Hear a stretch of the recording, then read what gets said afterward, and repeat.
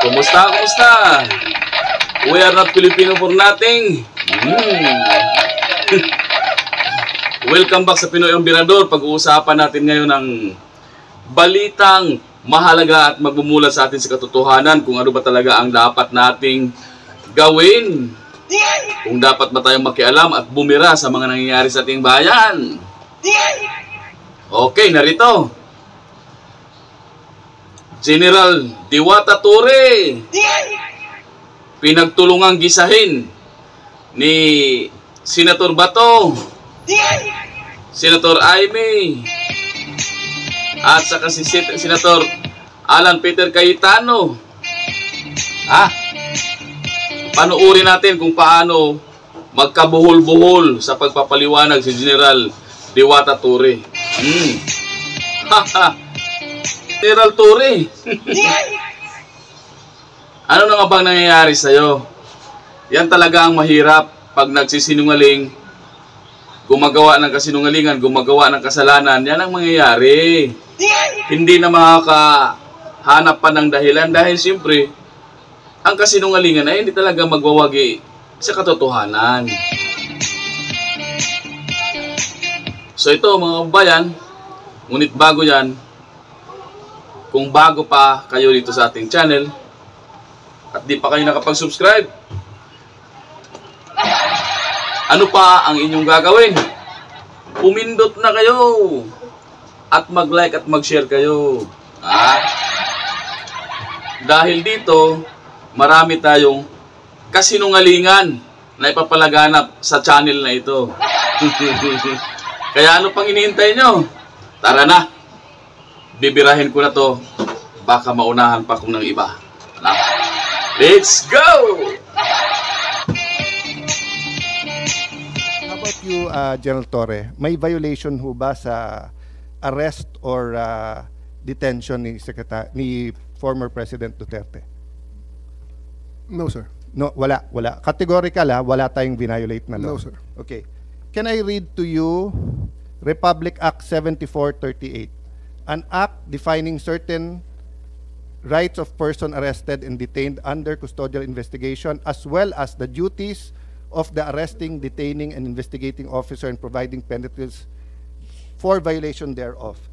Section F, any person arrested or detained, arrested, detained, or under custodial investigation shall be allowed visits by or conference with any member of the immediate family or any medical doctor or priest, minister chosen by him or by any member of his immediate family or by his counsel.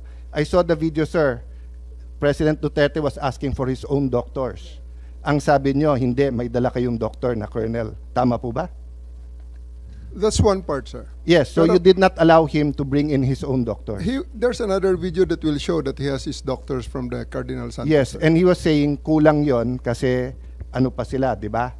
Yung iba pang doctors, pero hindi na pinayagan. There's videos from outside, yung ibang gamit, etc. Correct, sir? So, you can answer. Hindi to yes or no.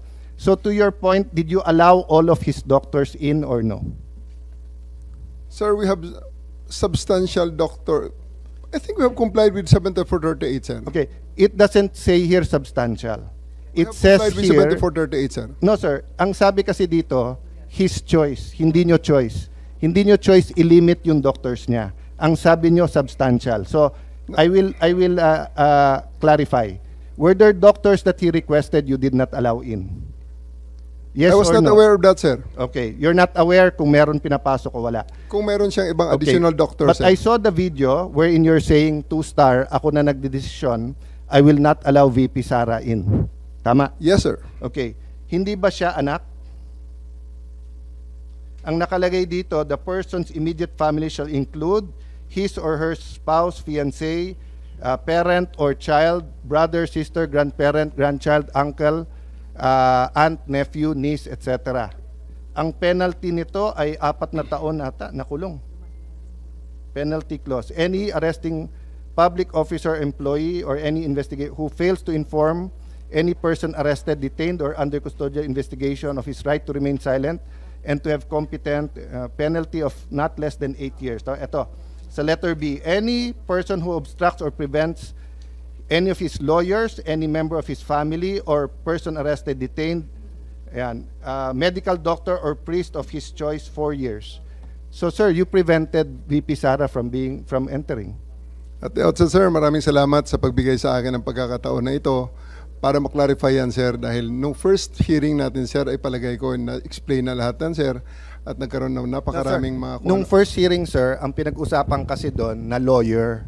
Ako, upon looking at the Constitution, kaming mga senador, we cannot appear before the court but we can practice. Pero ang presidente, vice president cannot practice.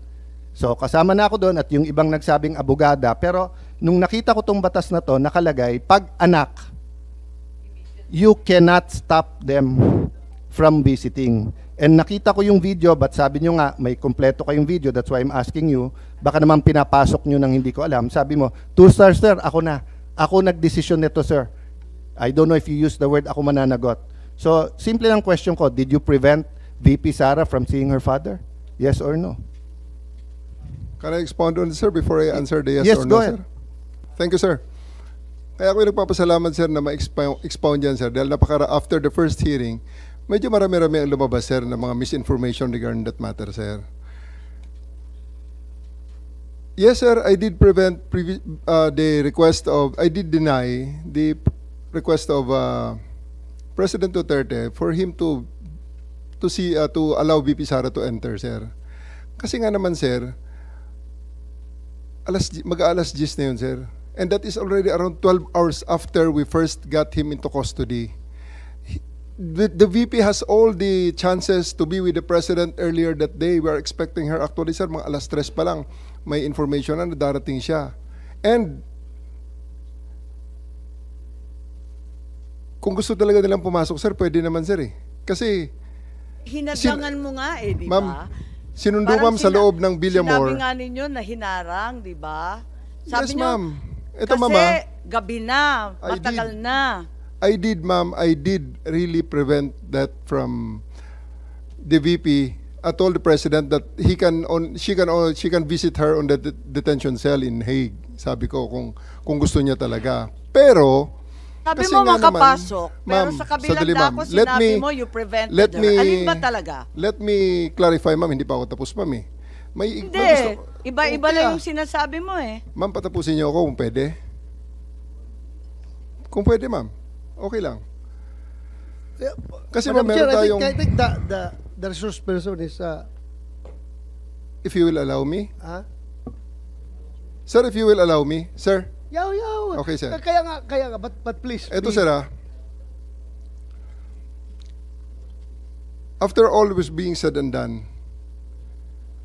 yung sasakyan ni Hanilet, sir, and 5 other vehicles, nakapasok at sinundo sila, sir. Ang eroplano nasa bukas pang pintuan, sir. So, yan, sir, ang isang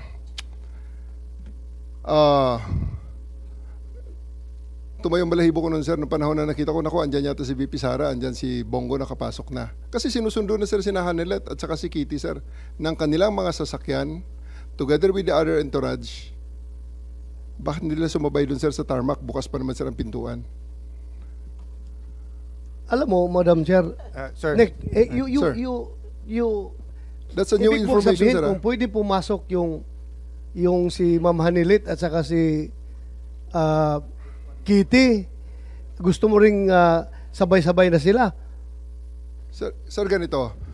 Hindi ko dinideny na pinrevent ko si VP Sara na pumasok based on the request of the president, the former president. Okay, The reason for that, you prevented VP Sara from entering. yes, ma'am. Okay. Because the reason for that is that 12 hours na ang nakalipas at tapos na ang lahat ng mga delaying tactics. Nick, I cannot allow that. And Madam otherwise, Chair, Nick, magiging magulo pa ang situation, Nag-expire sir. pala yung karapatan ng akusado. may expiration date pala yung karapatan ng anak na bumisita sa kanyang tatay. Sir, we do believe, ako, sir, personally, that's my call at that time because I'm operating on the premise ng So it's aking your mission. it's your call to Yes, violate sir. the law. Yes, It's your call to violate the law.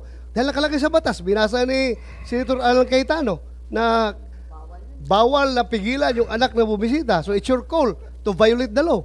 Hindi sa ganong context, sir. Oo. Anong konteksto? Anong Kasasabi konteksto mo mo? lang, talagang hinadlangan mo yung pagpasok eh.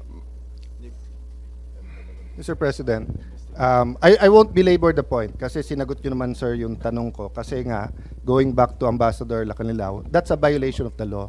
If you look at the law, it says arrested, detained, and custodial investigation. Kung arrested lang to, baka may lusot, 12 hours, 6 hours, matagal na. Pero ang nakalagay sa law kasi, you cannot deny pag arrested, detained, and custodial investigation. No if, no buts tong batas na to because nga, in the past, lalo pagka, wala pa namang internet masyado nito eh.